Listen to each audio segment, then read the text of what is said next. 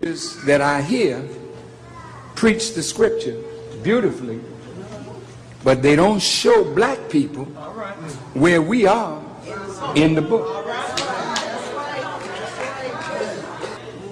You mean to tell me the prophets could see the end of time and didn't see the horror of the transatlantic slave trade and write about it?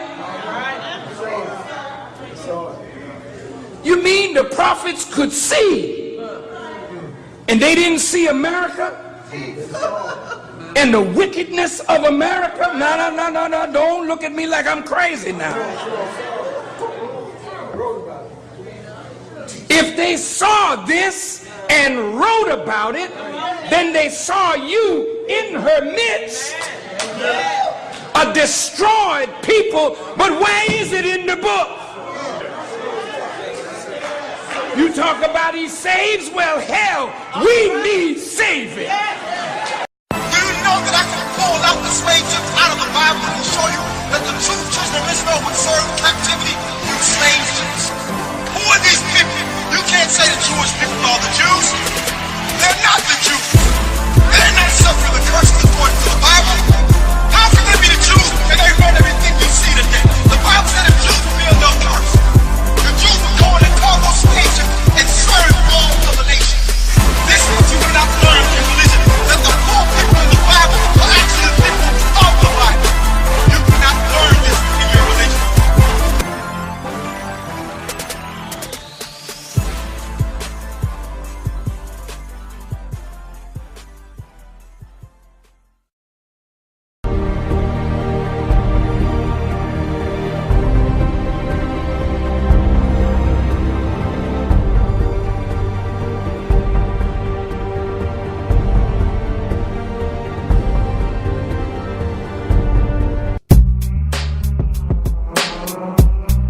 Here's the way a private prison works, okay? You pay somebody to build a fancy cage. Then you fill it up as far as you can get it, which is pretty full. Full of people that, the people that built the cage get paid $40,000 or $50,000 a year to just keep in the cage. The ruling class here in America had to come up with something so that they could control certain segments of society so that they could stay in power. So they created the drug war for the felonization of Americans.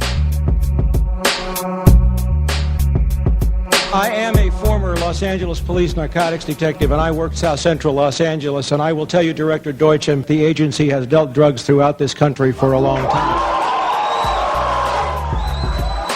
You have corporations like Wackenhut, they just changed their name, Corrections Corporation of America, that house prisoners, nonviolent drug offenders. As a matter of fact, I think 60% of the increase in prison population under Bill Clinton, which was like 1 million people, of the 60% of that new prison population are nonviolent drug offenders. Now, if you've got 5,000 people in your cage and you're being paid $30,000, $40,000 a year for them, that's a lot of money. And if you can, on top of that, use them as your private property, as chattel property, that you can then make do work or produce things that you get paid for on top of that. What a great deal. Now, where I come from, when you transform a person into a piece of property, that's called slavery. Yeah, I sat in jail for 5 months before my lawyer even came to see me. He told me, he said, only thing you can do for me, give me $25 to $99. They trade their stock on Wall Street based upon the number of people that are in jail. If that isn't sick, if that isn't the best definition of sickness in a society, in a culture, in a civilization, I can't tell you what is. Yeah, I know I was singled out because I was black, black guy. And the Spanish and the black, we in big trouble. We know that even as we imprison more people of all races than any nation in the world, an African-American child is roughly 5 times as likely as a white child to see the inside of a prison. President Obama's election a year and a half ago continues to be lauded for ushering in a new era of colorblindness. The very fact of his presidency is regarded by some as the final nail in the coffin of Jim Crow. Yet today there are more African Americans under correctional control, whether in prison or jail, on probation or on parole, than there were enslaved in 1850. And more African American men are disenfranchised now because of felon disenfranchisement laws than in 1870. A new book by legal scholar and civil rights advocate Michelle Alexander argues that although Jim Crow laws have been eliminated, the racial caste system it set up was not eradicated. It's simply been redesigned, and now racial control functions through the criminal justice system. Michelle Alexander, welcome to Democracy Now! Nearly half of America's young black men are behind bars or have been labeled felons for life. That's an astounding figure. Also, what does it mean in terms of their rights for the rest of their lives? Yes, thanks largely to the war on drugs, a war that has been waged almost exclusively in poor communities of color, even though studies have consistently shown that people of color are no more likely to use or sell illegal drugs than whites.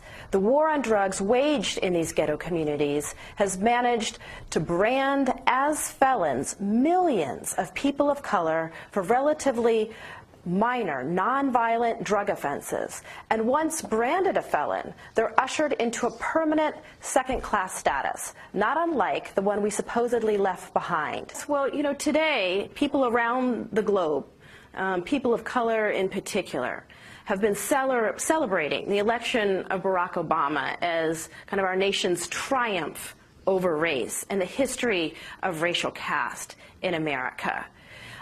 Yet the appearance of racial equality, the superficial appearance of racial equality that Barack Obama's election has afforded, serves to mask a deeply disturbing underlying racial reality.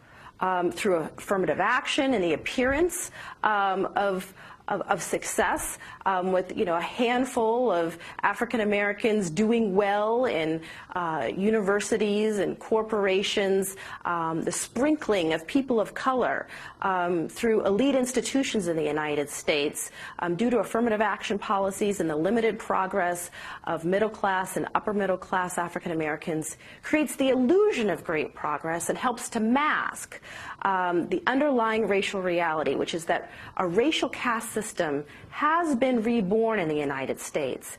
I think that the drug war is the last white hope when you break it all down.